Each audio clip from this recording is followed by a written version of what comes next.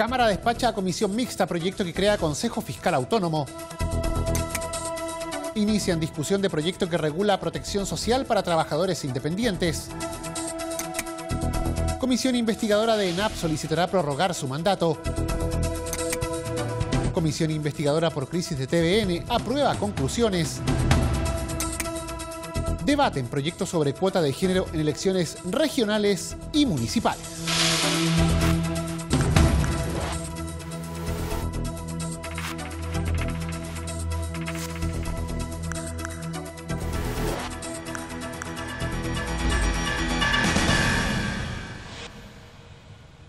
¿Cómo están? Los saludamos. Sean bienvenidos a una nueva edición de Frecuencia Legislativa. Tras el receso de Año Nuevo, iniciamos nuevamente la revisión de las principales informaciones, los hechos acontecidos aquí en la Cámara de Diputados. Partimos contándoles que la Cámara despachó a comisión mixta el proyecto que crea el Consejo Fiscal Autónomo.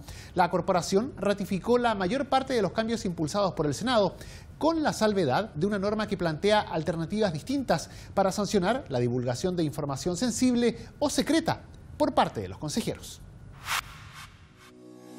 En tercer trámite legislativo, la Cámara de Diputados aprobó, tras 2 votaciones, el grueso de las modificaciones planteadas por el Senado al proyecto que institucionaliza y da autonomía al Consejo Fiscal Asesor. La iniciativa fue valorada por legisladores de distintos sectores, pero particularmente por el oficialismo, que ve en la institución una vía para perfilar de mejor manera el manejo de la política fiscal, como expuso el diputado Enrique Van Rieselbergher. El objeto central de este Consejo es evaluar de manera autónoma y en términos técnicos la política fiscal, fundamentalmente para evaluar irresponsabilidad fiscal que finalmente recae en problemas de desarrollo, de crecimiento y impacto negativo en los chilenos, pero particularmente en los más vulnerables. Por lo tanto, aquí vamos a tener un resguardador que va a tener la suficiente autonomía para poder ayudarnos a que en materia fiscal el comportamiento sea impecable. Desde la oposición también hubo apoyo a la propuesta, en especial tras algunos de los perfeccionamientos realizados por el Senado, como planteó el diputado Manuel Monsalve. Una de las principales modificaciones que hizo el Senado es darle patrimonio y personalidad jurídica propia, lo cual refuerza su carácter autónomo, y también la obligación de informar 2 veces al año al Congreso a través de la Comisión Mixta de Presupuesto. ¿Para qué? Para que este Consejo Autónomo del Gobierno haga seguimiento de si el Gobierno está cumpliendo las metas de equilibrio fiscal. Y también le puede hacer sugerencias y recomendaciones. A mí me parece que es un proyecto que avanza en el sentido correcto. Pese al contundente apoyo a la generalidad de los cambios realizados por el Senado, la Cámara rechazó por 20 votos a favor, 86 en contra y una abstención, una norma que motivó la conformación de una comisión mixta. En concreto, las diferencias entre ambas corporaciones se focalizaron en la forma en que se dispondrá la sanción para los consejeros que divulguen información reservada que no haya sido publicada por los canales definidos. La Cámara será representada en esta instancia por los diputados Guillermo Ramírez, José Miguel Ortiz, Carlos Kuchel, Marcelo Chilin y Giorgio Jackson. Cabe recordar que el Consejo Fiscal nació como ente asesor del gobierno en abril de 2003 vía decreto. La actual propuesta legal institucionaliza esta entidad, le da carácter autónomo y amplía sus atribuciones y funciones para mejorar su perfil asesor técnico en el manejo responsable de la política fiscal. Y se inició la discusión del proyecto que regula la protección social para los trabajadores independientes. La iniciativa perfecciona normas relacionadas a los ámbitos previsionales y de salud que afectan a quienes se desempeñan como honorarios o que cotizan como voluntarios. La sala de la Cámara de Diputados inició la discusión del proyecto que modifica normas para incorporar a los trabajadores independientes a los regímenes de protección social. La propuesta iniciada en mensaje establece que la renta para estos trabajadores será anual y corresponderá al 80% del conjunto de rentas brutas grabadas por la Ley sobre Impuesto a la Renta para los Honorarios, obtenida por el afiliado independiente en el año calendario anterior a la declaración de dicho impuesto, la que no podrá ser inferior a 4 ingresos mínimos mensuales, tal como lo detallaron los diputados Pepe Out y Francisco Eguiguren. Establecer una gradualidad en la obligatoriedad. Va a ser obligatorio, pero gradual. Es decir, tú en 2019 puedes cotizar, si así lo quieres, para previsión sobre el 5% de tus ingresos.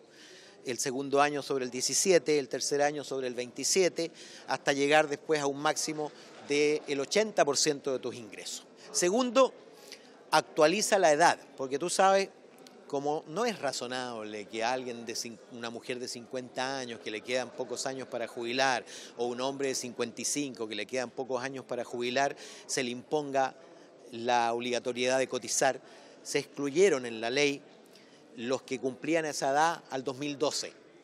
Ahora lo que se hace es excluir a aquellos que tienen esa edad al 1 de enero del 2018. Y lo que hace la ley es poner la salud por encima de la previsión. Entonces tú vas a cotizar para previsión solo si te alcanza y lo que te alcance.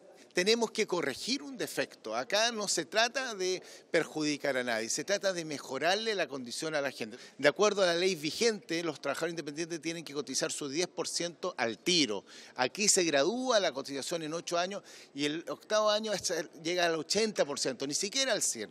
Y segundo, empieza a regir y ellos tienen la posibilidad de una cobertura en salud del 100% del minuto cero, del minuto en que la ley ya es aprobada. Aquí tenemos que reconocer que el Estado es el peor empleador que tenemos hoy día en Chile, sin duda, y de eso tenemos que hacernos cargo. Tenemos que trabajar para mejorar la situación del Estado porque es lejos el peor empleador. Hay gente que lleva 30 años honorario. Esa cuestión hay que resolverla ya, ahora, pero no confundamos las materias. Hoy día estamos hablando de un seguro para esos trabajadores independientes que están hoy día precarios y que a partir de hoy día van a poder tener la tranquilidad que van a estar cubiertos con salud y que no se les va a exigir un 10% de la noche a la mañana, que para ellos es tremendamente lesivo. El proyecto también señala que si un trabajador percibe simultáneamente distintas rentas, estas se sumarán para efectos de aplicar el límite máximo anual establecido. Al mismo tiempo, indica que los trabajadores independientes que no perciban rentas como honorarios y no estén obligados a cotizar, podrán cotizar como afiliados voluntarios. Respecto de las cotizaciones de salud, aclara que estas se calcularán sobre la base de la renta que declare mensualmente el trabajador independiente ante la institución de salud previsional respectiva, la que no podrá ser inferior a un ingreso mínimo mensual ni superior al límite máximo imponible de 60 UF. Luego de que no existiera unanimidad para respaldar la propuesta del informe de conclusiones de la investigación sobre las irregularidades en las inversiones y actuaciones de la ENAP, la comisión a cargo de esta tarea acordó solicitar a la sala extender el plazo de su funcionamiento. ¿En qué consiste? Revisamos todo en la siguiente nota.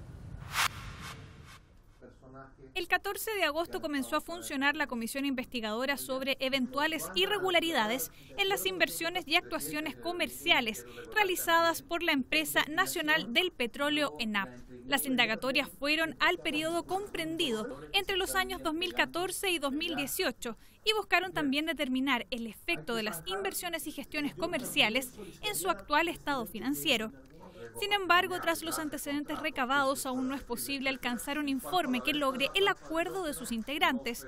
Así lo explicó la diputada Loreto Carvajal. Hay muchos antecedentes, hay considerandos que no están incluidos en el informe, que no, al parecer y a juicio del presidente, no son parte del objeto del informe, pero que creemos muy necesario revisar y obviamente emitir un informe que dé cuenta y que observe también no desde el punto de vista jurídico, sino que también desde el punto de vista político, dado que es una empresa del Estado, las eventuales irregularidades que esta comisión se dio el objeto de revisar.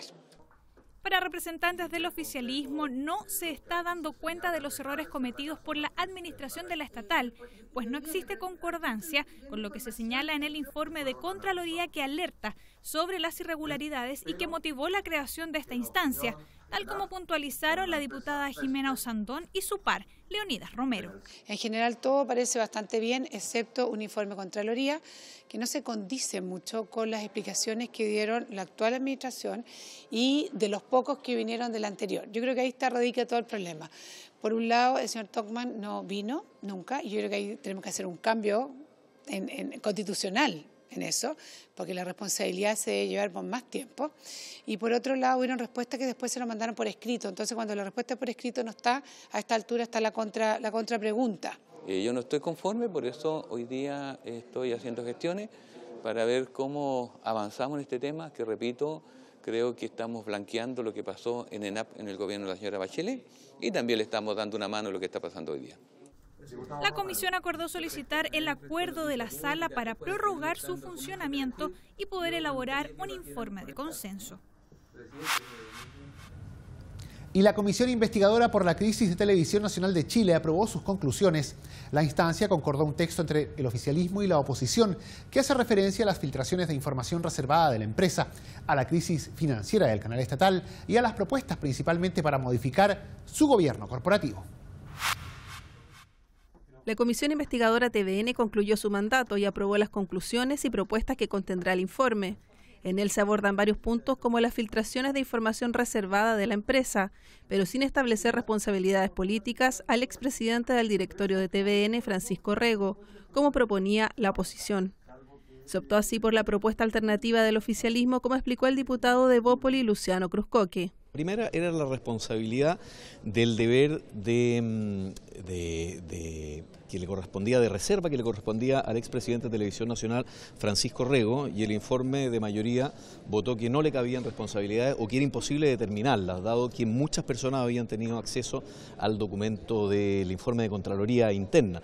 Por ende, no se pudo establecer esa responsabilidad, al menos en el informe de mayoría. Se van a consignar las opiniones de minoría, por supuesto. Respecto de las responsabilidades que le cupieron al expresidente Solari, hubo bastante acuerdo respecto de que hubo al menos, si no negligencia, una cierta bulia en el manejo económico del canal nacional. En tanto, la parlamentaria UDI, María José Hoffman, calificó de inoficiosa la labor de la comisión. Lo primero es que esta comisión nace, yo creo, con un grave problema que no se hace cargo del tema de fondo, que es la crisis de Televisión Nacional. Esto nace a partir de una eventual filtración que aquí ha quedado más que claro que el expresidente Rego no tuvo ninguna responsabilidad en esa filtración y que lamentablemente, a pesar de que podemos contar con su presencia, nos parecía un deber ético también por parte del expresidente Solari de haber podido darnos su versión con respecto a la grave y profunda crisis que tiene TVN. Debacle financiero y problemas en distintas administraciones que quedan de manifiesto en el informe, como señala el presidente de la instancia, diputado PS, Marcelo Díaz. Establecemos un juicio crítico respecto de la gestión de distintas administraciones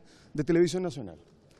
Y eso no excluye el periodo 2014 y 2017, al que también le establecemos reproches por sus decisiones, como por ejemplo, pero no solamente al presidente del directorio, a todos, que por unanimidad aprobaron una remuneración de 18 millones de pesos para el director ejecutivo de un canal en crisis, subiéndole de 11 millones a 18 millones el sueldo de la renta bruta. Y eso no fue una decisión del presidente del directorio solamente, fue una decisión unánime del directorio. Por su parte, el legislador RN Andrés Celis detalló las millonarias pérdidas del canal estatal. Lo que más me preocupa a mí, que en definitiva el 2014, y reitero, en junio el canal tenía 38.000 millones de pesos en caja. El 2014, en diciembre, había menos 6.000 millones de pesos. Hoy las pérdidas totales son 56.000 millones de pesos y lamentablemente esta comisión le adjudica la responsabilidad al tema del término de las teleseries. Y a mí lo que me preocupa es transmitirle a los trabajadores que, como se ha reiterado y se ha señalado, el 25% total de las remuneraciones de los 1.000 trabajadores se van en 23 ejecutivos. En materia de propuestas, el diputado del Frente Amplio, Renato Garín, planteó que el impuesto a Netflix puede ayudar a financiar la televisión pública. Impuestos como el que se aplicara a Netflix, a servicios digitales como Spotify, vaya a una suerte de fondo espejo a financiar la televisión pública en Chile. Considero que los usuarios de Netflix, que tenemos la suscripción de Netflix, tenemos que apoyar también la televisión pública en Chile, y ese mecanismo de apoyo son los tributos y son los impuestos específicos. El gobierno ha propuesto un tributo específico de 10% para Netflix, sin embargo me parece que la negociación de la tributaria vamos a tener que llegar a un número mayor, ojalá cercano al IVA, que permita que Netflix sirva como un soporte financiero también para Televisión Nacional de Chile. Otras propuestas hacen referencia a modificar el gobierno corporativo de TVN, definir de mejor manera la misión pública del canal, lograr un nuevo modelo de financiamiento que garantice mayor independencia y autonomía con mejor transparencia y fiscalización. Y en comisión se debate el proyecto sobre la cuota de género en las elecciones regionales y municipales. Considerar la territorialidad es uno de los puntos en que coinciden la ex subsecretaria del Servicio Nacional de la Mujer, Gloria Mayra, y Javiera Arce, de la Unidad de Igualdad y Diversidad de la Universidad de Valparaíso. Esto a la hora de legislar sobre una ley de cuotas para estos cargos. Revisamos los detalles en la siguiente nota. Legislar sobre una ley de cuota de género en las elecciones de gobernadores regionales, alcaldes y concejales es clave, coinciden las invitadas a la Comisión sobre Mujeres y Equidad de Género de la Cámara que analiza esta moción.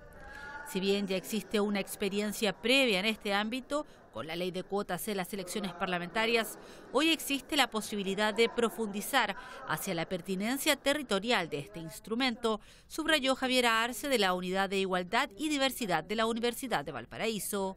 El partido político en general genera muchas omisiones, incluso territoriales, debido a nuestra estructura absolutamente centralista del poder en todo ámbito.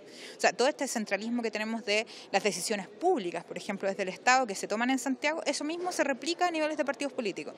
Entonces, lo que tendríamos que buscar o ir avanzando es hacia justamente que los partidos políticos sean capaces de ellos promover sus propios liderazgos femeninos en los territorios, ¿ya? Y ellos mismos, además, darse cuenta de qué manera poder potenciar a las mujeres que existen en esos espacios. Una visión que ha sido compartida por gran parte de los expositores que se han presentado a analizar la moción, pero también han surgido temas de formación y fiscalización, explicó la diputada Karin Luc. Otro de los grandes temas que está en cuestión es para las elecciones cuando se elige una sola persona, como es el alcalde o los gobernadores regionales. No hay problema en que haya temas proporcionales, pero sí se plantean muchas diferencias entre si damos el paso o no damos el paso para que sean cuando se elige un solo candidato como alcalde y consejero regional. Y otros temas como es el tema del CERVEL, que de repente interpreta algunas cosas o hace el seguimiento del 10% que se puede gastar en los dineros que van a mujeres. De repente dice que no se puede gastar en formación de mujeres, en formación política. Entonces hay ciertas diferencias que tenemos que también ir solucionando y ver si es que hacemos modificación a la ley de partidos, quién fiscaliza, quién no fiscaliza. En este sentido, la presidenta de la Comisión, Loreto Carvajal, manifestó que Chile debe apuntar hacia una transformación tanto en la Constitución como en la ley de partidos políticos. Y que permita generar y sentar bases que lleven a cambiar lo que hoy día está. Lamentablemente el poder mayor o uno de los poderes mayores que tienen la directiva de los partidos políticos se genera en las secretarías generales y hoy día no tenemos secretarías generales, por lo menos los partidos más grandes, que sean mujeres, la mayoría son hombres. Pero a su vez también a nivel de direcciones seguimos teniendo un número inferior de mujeres, no tenemos equidad de género en esas posiciones, lo que obviamente se contrapone y evidencia, como se ha hecho también y se ha dicho por las expertas, que habiendo más mujeres o una equidad en las directrices de los partidos, genera inmediatamente que haya más mujeres candidatas, que haya más mujeres incorporadas. Según un estudio del Programa de las Naciones Unidas para el Desarrollo, Mujeres y Elecciones Municipales 2016, si la norma sobre el máximo de candidatos de un mismo sexo que rige para las elecciones parlamentarias hubiese operado como marco regulatorio para las municipales, solo un 17% de los partidos políticos podría haber competido, ya que solo 3 cumplirían con la norma de equilibrio de género que obliga a los partidos políticos a que en sus listas de candidatos o candidatas ningún sexo supere el 60% ni esté por debajo del 40%. Y con esta información llegamos al final de la presente edición de Frecuencia Legislativa. Agradecemos su compañía y les recordamos que estas noticias están disponibles para descarga en el www.cámara.cl en sus diferentes formatos audiovisuales. Muchas gracias por habernos acompañado. Quédese junto a Cámara de Diputados Televisión.